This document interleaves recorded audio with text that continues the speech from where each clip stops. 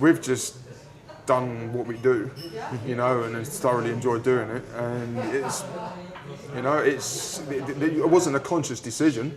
We were just like, excellent, brilliant. We haven't thought, right, 6 years time we're going to keep doing albums. We've just thought we're just taking each album as it comes, just like some people take each day as it comes, you know. We've done it with albums. Yeah, without getting too nostalgic, but if you look back on your time in the band, was it a smooth ride? Oh, it's never smooth.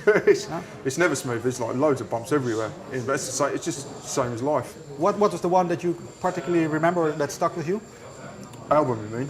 No, maybe a difficult period. Just general stuff. Yeah. Maybe it goes along with an album, I know. Yeah, not so much albums, just general life stuff. You know, I had a lot of personal issues happen to me, like about, I don't know, what, 3-4 years ago, possibly longer, which kind of like catapulted me into a direction which I found myself wanting to go, but something happened to me that I had to go in that direction. Can you tell me what it is? No, not really.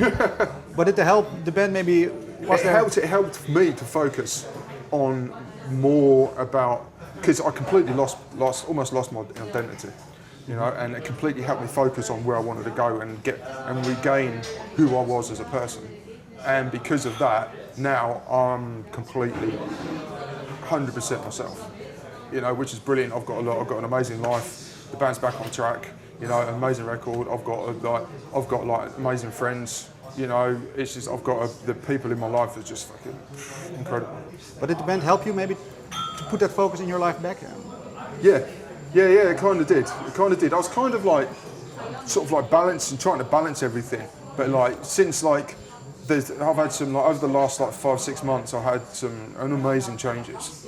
And that's actually helped me focus more on this album, be really happy within myself. And to be honest, this is the happiest I've ever been in my life. How can we hear that in the music, that you are a happy guy? Oh, you can. Yeah? Oh, How? you totally can. See, the thing is with the new album, I wanted to put more punk back into it, more like aggression, more. I've done an interview earlier and they said it's a lot more, you can hear more rock and roll in now. I said, it's good, because like, and we actually did an interview earlier and one guy said to me, he says, oh yeah, you know, he says like, last couple of albums I was like, yeah, it was alright, Cradle of Filth, and I kind of lost interest in the band. He says, but as soon as hearing this new album, he says, fucking, I'm totally back into the band again, I'm loving it, and then like, it's given like, the band's got a whole new lease of life, and it sounds like you're coming back on top again. And I says, that was the whole point of doing this album, like the way it is. To put it a bit in contrast, is there an album in particular maybe where you were not that happy, that we can also, maybe that you can hear, or we can hear? The last few, not so much I wasn't happy, is I was happy with them, but they were a little bit tame. Yeah. As such, you know, Yeah. a bit too, I don't know, a bit too normal sounding, you know, like usual stuff. And I didn't want this album to be the usual stuff anymore. Does it become harder because you have, of course, a big back catalogue of things you've already done to maybe reinvent yourself or come up with new things?